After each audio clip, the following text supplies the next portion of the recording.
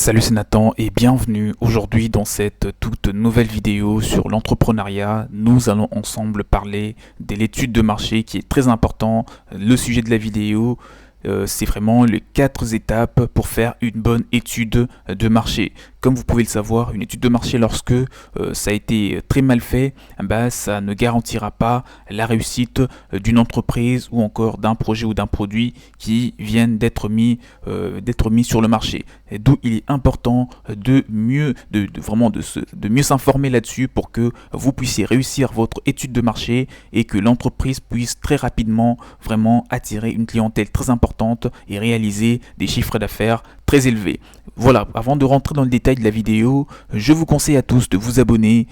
Donc si vous n'êtes toujours pas abonné, prenez maintenant le temps d'activer la cloche de notification qui est juste en dessous, donc activez-la parce que ça sera beaucoup plus bénéfique pour vous que pour moi. En activant cette cloche, vous allez recevoir toutes les nouvelles vidéos qui seront publiées par la suite pour que vraiment vous continuiez d'apprendre des sujets sur des sujets très intéressants tels que celui-ci qui parle de comment faire une bonne étude de marché et bien de plein d'autres toujours sur l'entrepreneuriat. Et si vous voulez bien entendu vous former sur comment attirer bien plus de clients et réaliser un gros chiffre d'affaires ou encore comment convertir vos prospects en clients en quelques minutes ou encore comment lancer une entreprise, que ce soit en Europe, que ce soit en Asie, en Amérique ou encore en Afrique, vous pouvez me contacter. Mon mail est dans la description de cette vidéo afin bien entendu d'échanger et de vous faire bénéficier des formations et bien entendu de tout ce que j'ai mis en place, d'un guide qui vous réunit également toutes les explications pour mieux vous lancer dans l'immobilier, dans l'entrepreneuriat. Si j'ai dit immobilier, c'est parce que sur cette chaîne on parle aussi de l'immobilier, d'ailleurs pour la plupart du temps. Donc pour le coup, dans celle-ci, c'est de l'entrepreneuriat que nous allons parler, notamment avec l'étude de marché. Donc pour revenir un petit peu, si vous voulez vous former, sachez que je suis là à votre entière disposition. Contactez-moi juste là en dessous pour que nous puissions bien entendu vous accompagner moi personnellement et garantir la réussite de votre entreprise. Maintenant, revenons un petit peu au sujet, les 4 étapes pour bien réaliser une bonne étude de marché. Déjà, une étude de marché vraiment est importante parce que cela va vraiment, c'est sur lesquels vous allez reposer bien entendu le développement de votre entreprise et voilà donc d'autres points qui sont très importants. Alors, la première étape pour réussir votre étude de marché, c'est de définir déjà votre marché, d'accord ? Quel est votre marché ?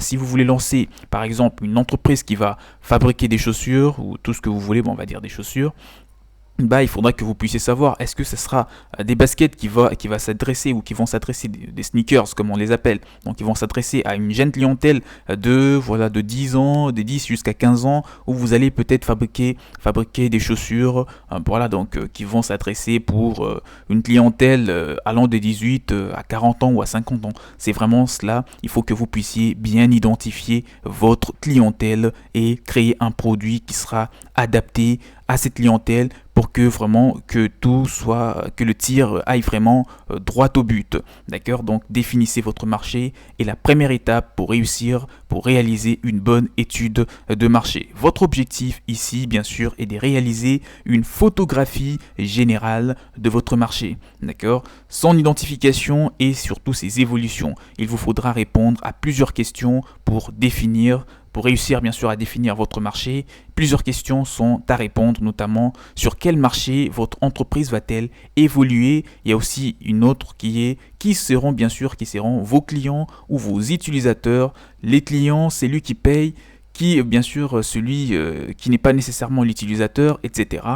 Et il y a aussi d'autres questions qui viennent encore, quelle est la dimension géographique du ou des marchés que vous souhaitez cibler, quelles sont les différentes évolutions du marché en valeur et en volume, etc. Il y a plusieurs questions à se poser.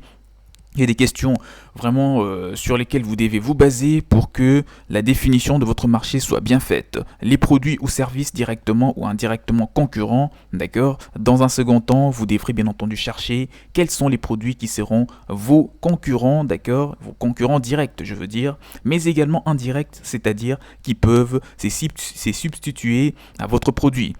Alors, la deuxième étape pour réaliser une bonne étude de marché, c'est d'analyser la demande. demande. C'est très important de faire une bonne analyse de la demande, notamment donc la première étape vous a permis d'esquisser, d'accord, d'esquisser bien entendu les grandes lignes de la demande, mais il faut maintenant obtenir davantage d'informations pour pouvoir par la suite prendre des décisions majeures. Alors, évolution globale de la demande. Interrogez-vous personnellement en tant qu'entrepreneur, voilà, sur les tendances d'évolution de la demande en vous posant ces deux questions, d'accord, quelle est la taille du marché et quelles sont les qualités vendues, et l'autre question c'est quel est le nombre bien sûr des clients sur le marché et surtout comment ce chiffre évolue-t-il. C'est très important de vous poser ces questions parce que cela vous mènera à des bonnes réponses pour réussir à faire une bonne analyse de la demande qui est sur votre marché une fois que vous l'avez repéré. Alors, on trouve aussi d'autres points importants qui est le comportement du client et de l'utilisateur. Faites un portrait, d'accord, vraiment précis de vos clients ou vos utilisateurs et bien sûr, puis essayez de déterminer leur comportement. Un client et un utilisateur, c'est deux personnes différentes, d'accord. Un client peut aussi être un utilisateur à la fois, tout comme un client peut être un client et un utilisateur reste un utilisateur. Par exemple, quelqu'un qui achète, je sais pas moi, une console, un parent qui achète une console à son enfant, bah, c'est un client, hein, mais ce n'est pas l'utilisateur. Et c'est comme ça, un client, une personne qui achète, je sais pas moi, un véhicule ou un téléphone à quelqu'un d'autre, bah, il reste juste un client, mais l'utilisateur c'est une autre personne. Tout comme c'est une personne qui peut être un client et c'est aussi lui qui va utiliser le produit. Vraiment, il faut savoir vraiment le produit va s'adresser à quel type de clientèle. Par exemple, si c'est des jeunes personnes, bah forcément il y aura une majeure partie de vos clients qui ne seront pas des utilisateurs de votre produit. Donc il est important de bien s'adapter à tous ces petits détails. Donc segmentation de la demande, votre objectif est de sélectionner parmi l'ensemble de vos clients et vos utilisateurs à la fois et identifier lesquels cibler, d'accord, de ces personnes en premier lieu pour commercialiser votre produit ou encore vos différents services. Donc il est important de bien analyser, d'accord, la demande pour vraiment réussir une bonne étude de marché. Et la troisième étape, c'est de faire une bonne analyse de l'offre. Cela va aussi vous permettre de bien faire une bonne étude de marché.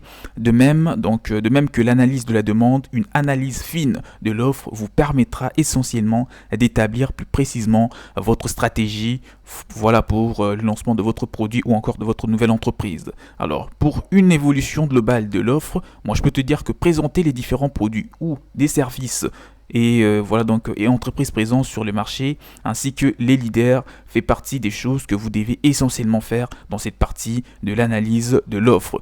Pour les caractéristiques de l'offre et de l'entreprise concurrente, une fois que vous avez bien entendu présenté, analysez de manière détaillée vos concurrents directs et indirects. Posez-vous la question suivante ou les questions suivantes et j'espère que tu prends note de tout ce que je dis parce que par la suite tu vas t'en servir pour faire une bonne étude de marché comme tu le souhaites. Alors les questions ou les principales questions pour vraiment réussir à bien entendu à faire une bonne analyse de l'offre. Ben, la première est la suivante. Qui sont-ils, d'accord? Déjà vos concurrents, je parle d'eux. Et où sont-ils vos concurrents? Que proposent-ils et à quel prix? D'accord? Si vos concurrents vendent le même produit que vous pour à 15 euros par exemple, vous n'allez pas vendre le même produit en mettant 10 euros ou 30 euros de plus. D'accord? Parce que ça sera un petit peu compliqué en tant que nouveau sur le marché. Comment vendent-ils le même produit que vous, vos concurrents, et quels sont leurs résultats financiers? À qui vendent-ils? Comment communiquent-ils autour de ce produit, autour de leurs produits que vous aussi vous comptez commercialiser? Quels sont leurs avantages concurrentiels? Quelle est la part ou leur part de marché, etc. Ou encore les clients et les utilisateurs sont-ils satisfaits des produits de vos concurrents? Sur quoi vous devez vous baser pour apporter une valeur ajoutée, quelque chose qui manque et qui vous permettra de vous différencier de vos concurrents? C'est vraiment ce qui va vous permettre de réussir une étude de marché, faire une bonne analyse de l'offre. La quatrième étape, c'est d'analyser l'environnement du projet. Alors ce que je veux te dire par là, c'est qu'il s'agit enfin d'identifier les acteurs qui peuvent avoir une une influence assez favorable ou non sur votre marché et surtout sur votre activité principalement exercée au sein de votre entreprise. L'enjeu consiste à déterminer si la taille de votre marché pourrait réduire ou encore augmenter. Ce travail passe par l'analyse des 6 dimensions et ces dimensions sont les suivantes. La première dimension, c'est la politique. La deuxième, c'est l'économie. La troisième, c'est bien sûr une dimension sociale et aussi la dimension technologique, écologique aussi, et enfin la dimension légale. J'espère que tu as noté toutes ces dimensions. Ce sont les dimensions qui te permettront de bien faire une bonne analyse de l'environnement de votre projet.